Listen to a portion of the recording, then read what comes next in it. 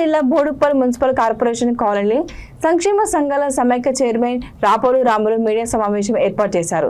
ఈ సందర్భంగా వారు మాట్లాడుతూ కాంగ్రెస్ ప్రభుత్వం ప్రవేశపెట్టిన హైడ్రాను అభినందిస్తూ వారు చేసేది మంచి పని అని, కానీ దానివల్ల చాలా మంది పేద ప్రజలు ఇబ్బందులకు గురవుతున్నారని, ముందుగా FTL బఫర్ జోన్లను అంచనా వేసి వాటికి మార్కింగ్ చేసి తదితర ప్రాంతాలలో ఇల్లు నిర్మించుకున్న వారికి నోటీసులు అందజేసి ఆ ప్రాంతాలలో ఇల్లు నిర్మించుకున్న వారికి మరొక సదుపాయంగా ఇంటిని ఏర్పాటు చేసిన తర్వాతే ఇంటి నిర్మాణాలను కూల్చాలని, తర్వాత హైడ్రా తన పని తాను చేసుకోవచ్చుని, దీనిపై రాష్ట్ర ముఖ్యమంత్రి రేవంత్ రెడ్డి దృష్టి సారించి పేద ప్రజలకు న్యాయం జరిగే విధంగా చూడాలని మర్యాదపూర్వకంగా విన్నపించుకున్నారు. ఈ కార్యక్రమంలో ఫెడరేషన్ సభ్యులు తదితరులు పాల్గొన్నారు. తెలంగాణ వ్యాప్తంగా ఉన్నటువంటి చెరువులను అధ్యయనం చేయండి.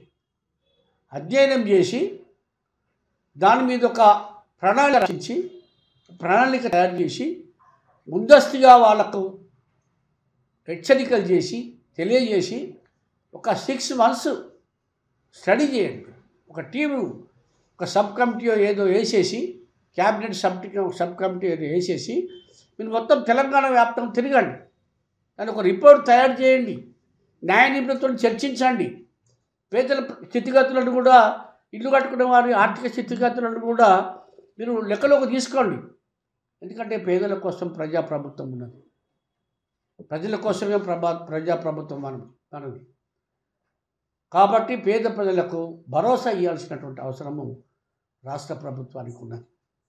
దానికి ఒక స్వచ్ఛంద సంస్థగా మేము కూడా మాకున్న పరిధిలో తప్పకుండా మేము కూడా బాధ్యత తీసుకొని మీకు మా వంతు సహకారం అందిస్తాం. ఖచ్చితంగా నిజంగా రేవంత్ రెడ్డి గారు తీసుకున్నటువంటి నిర్ణయం అయితే చాలా గొప్ప అద్భుతం. ఇప్పటికు ఇంతమంది ముఖ్యమంత్రుల్లో ఇట్లాంటి ఆలోచన చేయకపోవడం నిజంగా మీరు చేసిరంటే చాలా గొప్ప విషయం. అది ఒక మంచి ఉద్దేశం. అట్లాంటివి పరిస్థితి ప్రస్తుతము తెలంగాణలో కానీ హైదరాబాద్లో కానీ లేదు. దాన్ని దృష్టిలో పెట్టుకొని రేవంత్ రెడ్డి గారు, మన రాష్ట్ర ముఖ్యమంత్రి వర్యులు రేవంత్ రెడ్డి గారు బ్రహ్మాండమైనటువంటి ఆలోచన చేయటం జరిగింది. చాలా మంచి ఆలోచన. ఇప్పటి వరకు తెలంగాణ రాష్ట్రం కానీ గతంలో ఆంధ్రప్రదేశ్ ఉన్నప్పుడు కానీ ఏ ముఖ్యమంత్రి చేయలేనటువంటి ఆలోచన ముఖ్యమంత్రి గారు చేయటము, రేవంత్ రెడ్డి గారు చేయటము సంపూర్ణంగా మేము దానికి మద్దతు ప్రకటిస్తాము. కానీ అందులో అనేక మంది అమాయకమైనటువంటి పేదలు కూడా కట్టుకున్నారు. హీరో నాగార్జున యొక్క ఎన్కన్వెన్షన్ కూల్చివేతతోని ప్రజలకు ఇబ్బంది లేదు, అతనికి కూడా ఇబ్బంది లేదు. అదేవిధంగా ఇంకొక పల్లారాజేశ్వరరెడ్డో లేకపోతే మల్లారెడ్డో లాంటి భూస్వాములు, బడా భూస్వాములు తమ పలుకుబడిని ఉపయోగించి, తన డబ్బును ఉపయోగించి అనేక అక్రమాలు చేశారు. దానికి ప్రజలకు ఎట్లాంటి ఇబ్బంది లేదు, ప్రజలకు లాభమే. కానీ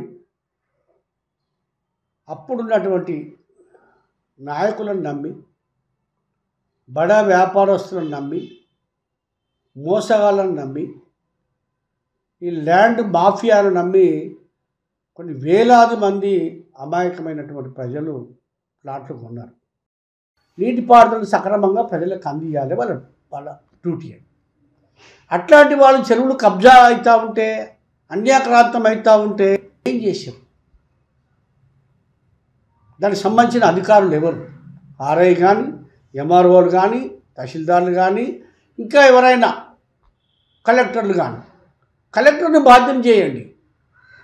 ఎందుకంటే ఒక IAS ఆఫీసర్ అంటే ఒక జిల్లాకు ఒక తండ్రి లాంటి వాడు.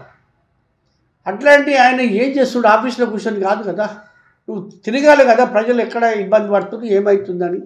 సరే, స్థానికంగా కొంత తహసీల్దార్లు కానీ, మిగతా ఆర్ఐలు కానీ, ఇట్లాంటి అధికారులు ఎవరైనా లాలూచి పడే అవకాశం ఉంటుంది. నువ్వు ఇండియన్ సర్వీస్ ఇండియన్ IAS అంటే ఇండియన్ అడ్మినిస్ట్రేషన్ సర్వీస్ కదా.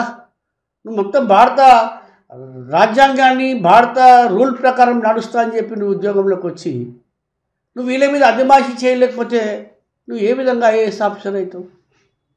ఏ విధంగా జిల్లా కలెక్టర్ బాధ్యత వహించగలుగుతావు?